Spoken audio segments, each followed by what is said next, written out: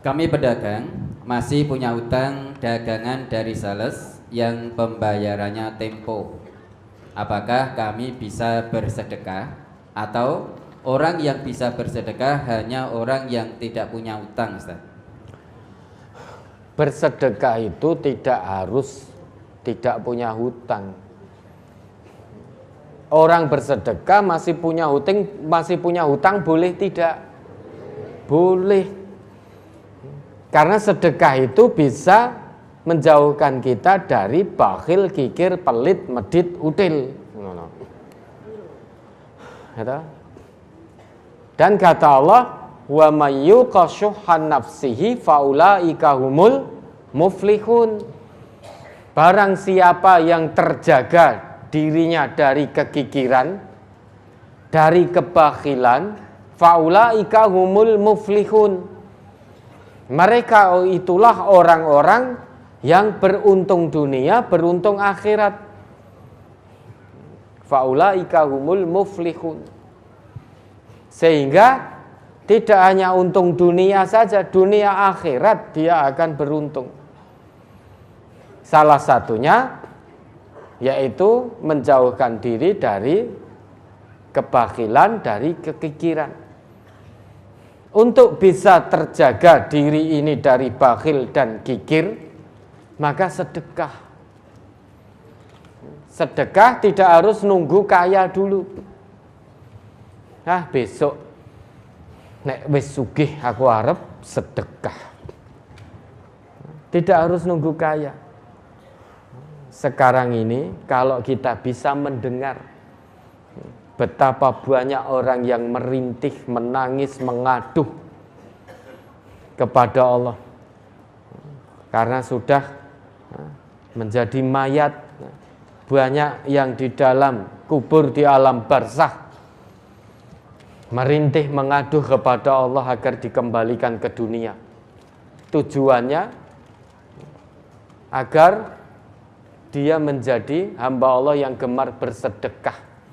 Fa'as-saddaqah wa akum minas solihin. Coba diingat kembali itu ayatnya. Laula akhartani ila ajalin qarib fa'as-saddaqah. Quran surat Al-Munafikun ayat 11. Surat Al-Munafikun surat ke-63 ayat 10 dan 11. Wa anfiqu mimma razaqnakum min qabli an ya'tiya ahadukumul mautu fayaqula rabbi laula akhartani ila ajalin qarib fa asaddaqa wa akum minas solihin wa la yu'akhirallahu nafsan idza jaa ajaluha wallahu khabirum bima ta'malun. Dan belanjakanlah sebagian dari apa yang kami telah berikan kepadamu sebelum datang kematian kepada salah seorang di antara kamu. Lalu ia berkata, ya Tuhanku, mengapa engkau tidak menangguhkan kematianku sampai waktu yang dekat, yang menyebabkan aku dapat bersedekah dan aku termasuk orang-orang yang soleh? Dan Allah sekali-kali tidak akan menangguhkan kematian seseorang apabila datang waktu kematiannya. Dan Allah Maha mengetahui apa yang kamu kerjakan. Maka bersedekahlah sebelum kematian datang. Nanti kalau kematian datang kita akan mengaduh, akan menyesal, memohon kepada Allah, ya Rabb, fayaqula rabbi laula akhartani ila ajalin qarib. Duhai Allah, bisakah engkau tangguhkan kematianku ini barang sejenak saja, agar aku bisa jadi hambamu yang bersedekah. Wa akum minas solihin fa as-saddaqa wa akum minas solihin. Jadi penangguhan ajal yang mereka minta kepada Allah tujuannya agar dia bisa bersedekah dulu dan agar dia menjadi hamba Allah yang soleh dulu. Sedekah yang ikhlas itu tanda kesolehan seseorang. Sehingga permohonan tangguh kepada Allah, meskipun permohonannya mustahil terwujud, itu hanya untuk agar dia bersedekah. Apabila sudah jadi hambanya yang bersedekah, matikan ya Allah, matikan aku. Jadi tunda sejenak ya Allah biar aku sedekah. Nanti kalau sudah sedekah, matikan aku. Nah, saat ini berapa banyak di alam barzakh orang yang mengaduh, menyesal, merintih, menangisi. Kenapa dulu waktu hidup di dunia dia bakhil? Kenapa waktu hidup di dunia dia gigir, tidak mau bersedekah? Padahal dia juga ngaku sebagai orang Islam. Orang Islam punya kewajiban dari Allah, wa anfiqu mimma razaqnakum. Infakkanlah, sedekahkanlah mimma razaqnakum, sebagian harta yang kami anugerahkan kepadamu. Sehingga harta kita ini milik Allah, Bapak Ibu. Kita sebagai manusia diciptakan oleh Allah, kemudian dijamin rezeki kita oleh Allah, dan apapun yang kita miliki itu punya Allah. Sehingga harta yang ada pada kita saat ini, entah uang, kendaraan, rumah, pakaian, itu semua milik Allah. Allah hanya titipkan pada kita. Allah yang maha menitipi berpesan pada kita. Salah satu pesannya, ya, infakkanlah, sedekahkanlah sebagian harta yang aku titipkan padamu di jalan-jalan yang Allah ridhoi. Ini ibaratnya panjenengan titip pada seseorang sesuatu, kemudian jenengan kirimkan pesan, ini saya pesen atau titip uang, nanti ya, serahkan untuk infak sabilillah. Tetapi oleh yang jenengan titipi digunakan untuk judi. Dan jenengan tahu kira-kira apa yang terjadi. Tentu jenengan akan marah. Karena kita ini yang dititipi itu hanya manut pada yang nitipi. Allah yang punya segalanya titip sesuatu berupa harta benda kepada kita. Bahkan nyawa kita sekalipun ini titipan Allah. Maka gunakan amwalmu, anfusmu fisabilillah. Gunakan hartamu, nyawamu untuk kepentingan sabilillah. Kalau kita gunakan fisabilis syaiton, di jalan setan, jalan yang tidak Allah ridhoi, maka bukan rahmat yang kita dapatkan, tetapi azab dari Allah. Nauzubillah. Dan di sini permohonannya, laula akhartani ila ajalin qarib fa as-saddaqah. Panjenengan perhatikan di kata fa as-saddaqah, ada dua tasdid berdampingan di situ. Is-saddaqah, yas-saddaqu. Sakil fil lisan. Itu berat diucapkan dalam lisan kita. Dua tasdid bertemu. Is-saddaqah. Ini berat. Ada kaidah dalam bahasa Arab, ziyadatul mabna tadullu ala ziyadatil makna. Tambahnya bangunan dalam satu kata itu menambah dalam maknanya. Sedekah satu akar dengan sodako, berasal dari sodako. Sodako itu ringan diucap, tetapi is-sodako ini sama dengan sodako, tetapi di situ ada tambahan huruf. Is-sodako, is-sodako dari sodako depannya ada tambahan huruf hamzah yaitu alif itu. Kemudian ada tambahan tasdid di atas huruf sodnya. Kan aslinya sodako. Kemudian is-sodako.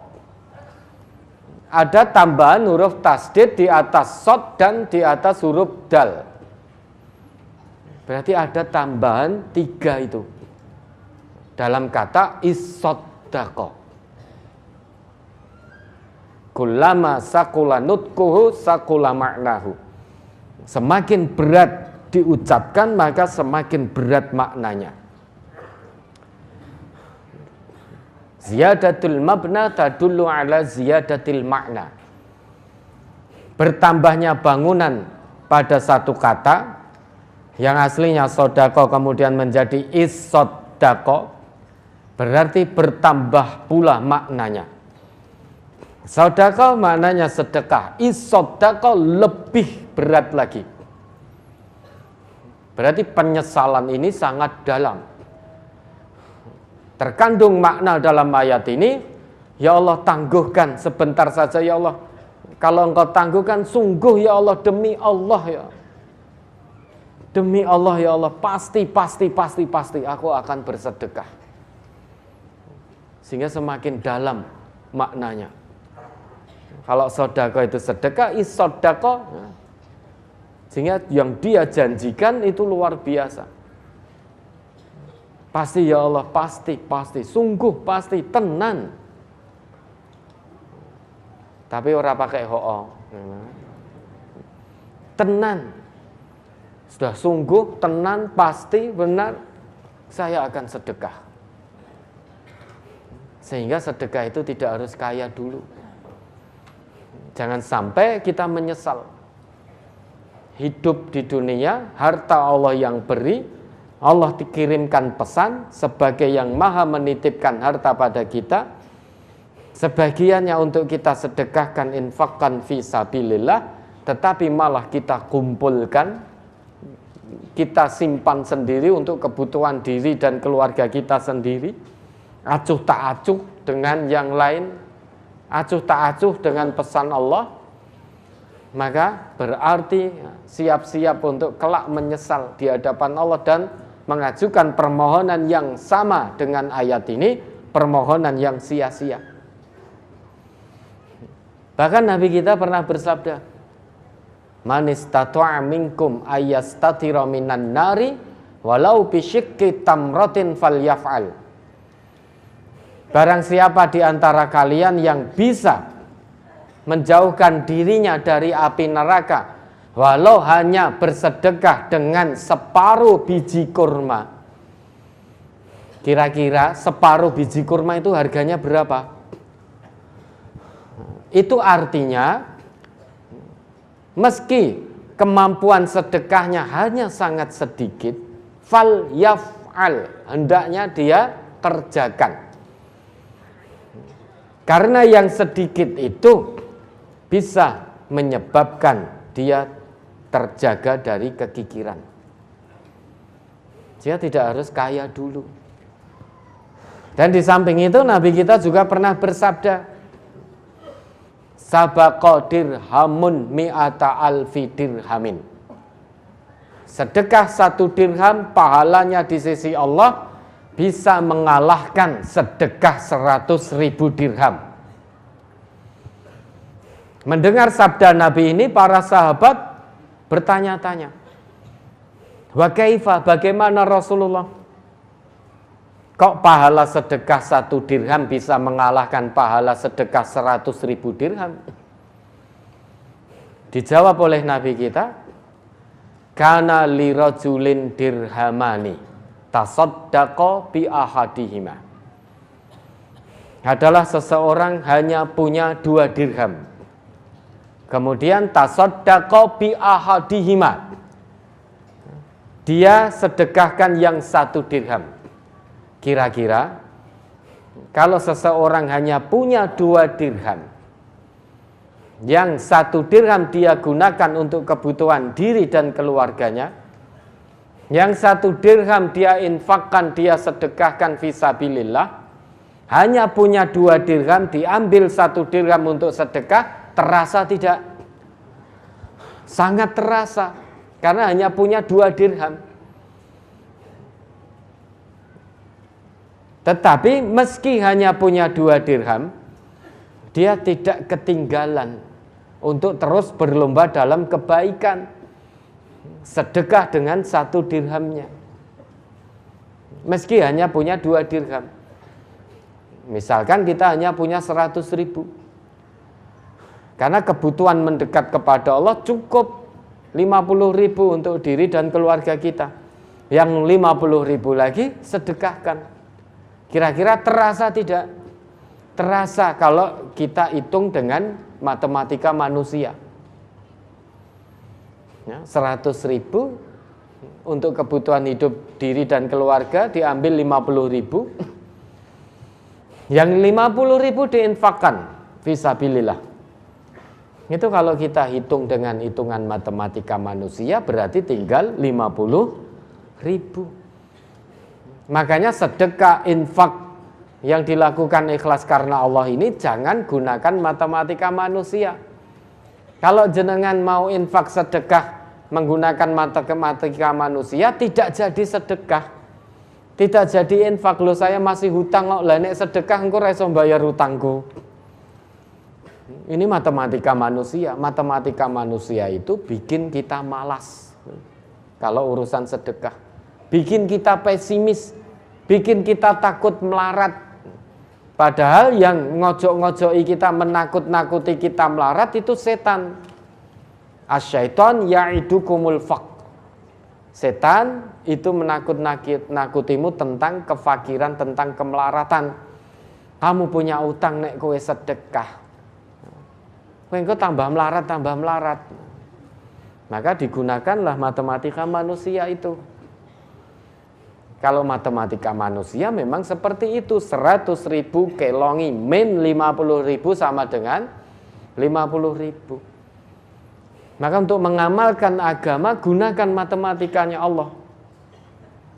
Kalau matematika Allah yang namanya sedekah tidak mengurangi harta. Itu jaminan dari Nabi. Mana qasat shadaqatun min mal. Sedekah yang ikhlas karena Allah itu tidak akan mengurangi harta. Maka tidak ketemu matematika Allah 100.000 kurangi 50.000 sama dengan 50.000, mustahil. Karena tidak mengurangi harta. Yang ada bertambah dan semakin berkah hartanya. Matematika Allah, wa ma anfaqtum min khairin fa huwa yukhlifuh. Apapun yang baik-baik yang kamu infakkan, kamu sedekahkan ikhlas karena Allah, fahuwa yukhlifuh, Allah yang akan ganti. Itu matematika Allah. Maka 1 dirham pahalanya di sisi Allah mengalahkan yang 100.000 dirham. Ini berarti matematika Allah yang digunakan. 1 dirham, orang punya 2 dirham, dia sedekahkan 1 dirham. Tentu akan terasa. Namun karena dia yakin betul pada Allah, yakin pada Rasulullah, tetap dia keluarkan 1 dirham untuk sedekah sabilillah. Beda dengan orang yang punya kekayaan bertumpuk. Wan talaqa rajulun ila urdi malihi. Dan ada orang yang datang ke hartanya yang bertumpuk-tumpuk. Jadi dia punya kekayaan yang bertumpuk, melimpah. Ila urdi malihi, bukan hanya kaya biasa, dia bertumpuk kekayaannya. Rumahnya di mana-mana, uangnya di mana-mana. Mobilnya bertumpuk-tumpuk, bukan mobil tumpuk-tumpuk gini, bukan. Punya mobil banyak, bermacam-macam merek. Sepeda motornya pirang-pirang. Ini bertumpuk-tumpuk hartanya. Uangnya bertumpuk-tumpuk, berlak-lak itu. Dia datang kemudian hanya ambil 100.000 dirham. Padahal dia punya jutaan dirham, punya miliaran dirham. tapi hanya ambil 100.000 dirham. Kemudian dia sedekahkan. Kira-kira dia sedekah 100.000 dirham. Dia sedekah 100.000 rupiah. Padahal punya harta ratusan juta. 100.000 rupiah ini kalau diambil, disedekahkan dari hartanya yang puluhan atau ratusan juta ini, kira-kira akan terasa tidak bagi dirinya? Ngitik-ngitik we ora, gitu loh.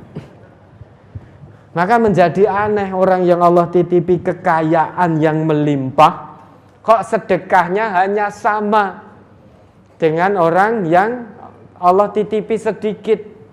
Misalnya buruh atau bapak-bapak saudara-saudara kita yang maisahnya pekerjaannya dengan mengayuh becak. Itu tentu harta yang Allah titipkan pada saudara kita pengayuh becak ini beda dengan yang Allah titipkan pada pengusaha sukses. Tapi tidak jarang pengayuh becak ini justru luweh kendel, luweh yakin pada Allah untuk sedekah. Dapat 50.000, ambil 20.000 untuk sedekah. Yang pengusaha sukses tadi takut melarat. Allah beri keuntungan puluhan juta, dia hanya ambil 50.000, 100.000 untuk sedekah. Wes ngono dalil sisan kan sedekah saikhlase. Lah timbangnya aku 200.000 ra ikhlas, luwih becik 100.000 ikhlas. Dia takut, padahal itu harta yang Allah yang titipi, kan jadi aneh. Maka yang Allah titipkan harta kekayaan melimpah, kalau ingin hartanya berkah, ya jangan sama sedekahnya dengan yang Allah batasi. Allah titipi harta yang sedikit, ya harus beda. Harus beda. Toh tidak semuanya, hanya sebagian yang Allah anugerahkan. Mimma rozaqnakum, berarti yang kami anugerahkan, Allah yang beri berarti. Kamu itu menungso ya. Wis tak ciptakan, tak kei rezeki, bar kuwi sebagiane sedekahkan pada yang lain, jalan yang aku ridhoi. Lah kok tiba-tiba kamu bakhil, oh dasar manusia tak tahu diri. Tidak mau bersyukur. Maka sedekah itu tidak harus kaya. Tidak harus orang punya hutang, bukan berarti tidak boleh sedekah, boleh. Lah ini hutangnya untuk apa? Untuk beli rumah, untuk beli mobil, untuk beli ini. Hutang untuk beli rumah, beli mobil, masa sedekah sebagian tidak berani. Ya nanti kalau sedekah tidak bisa ngangsur, justru jenengan sedekah semakin mudah ngangsur berkah itu. Dengan catatan jangan coba-coba. Alah apa tenan coba. Sesuk jatuh tempo coba hari ini tak sedekah. Kalau itu hanya coba-coba, ya ora kelakon. Karena itu harus dilandasi keimanan, keyakinan mutlak kepada Allah. Ya, panjenengan masih punya hutang, boleh sedekah.